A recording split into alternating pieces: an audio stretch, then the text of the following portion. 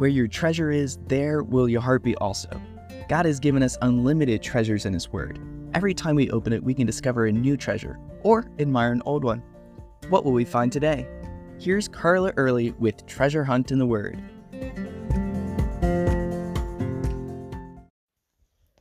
Malta is a small island, 17 miles long and 9 miles wide, about 60 miles south of Sicily in the Mediterranean Sea. In Paul's day, the natives there were what the Romans called barbaroi, or barbarians, because they didn't speak Greek. But Malta did have a Roman presence there. The Roman magistrate Publius took Paul and his shipwrecked companions in and housed them at his estate. For 3 days he treated them as honored guests. That's when things started happening. Acts 28, 8 and 9 says the father of Publius lay sick of a fever and dysentery.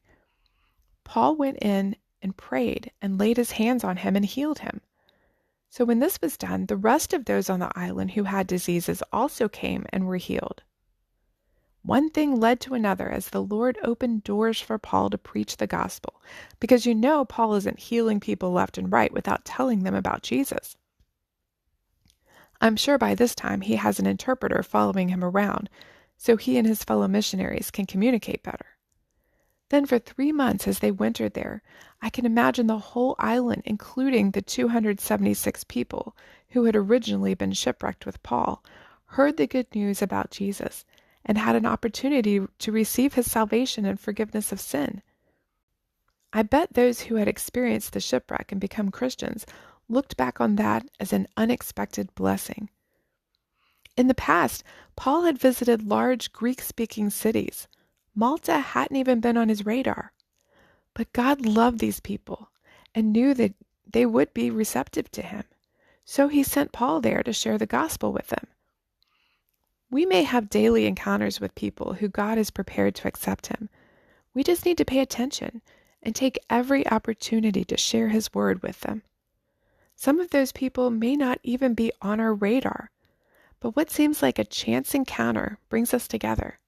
Then the Lord opens doors for us to share. This story also makes me think of those whose lives have been shipwrecked, so to speak. They're at the bottom, whether physically or emotionally, but definitely spiritually. The people who dragged themselves off that beach that day with Paul had nothing. Whether it was the owner of the ship, a sailor, a Roman guard, or a prisoner, they all arrived on that beach in the same condition, with nothing.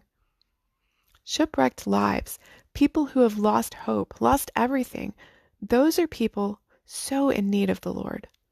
As Christians, we have what they so desperately need: hope, love, grace, compassion, the good news of Christ. And they might just be ready to listen.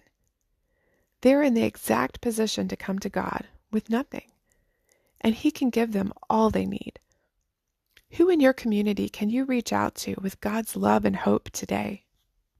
You can contact us at treasurehuntintheword@gmail.com.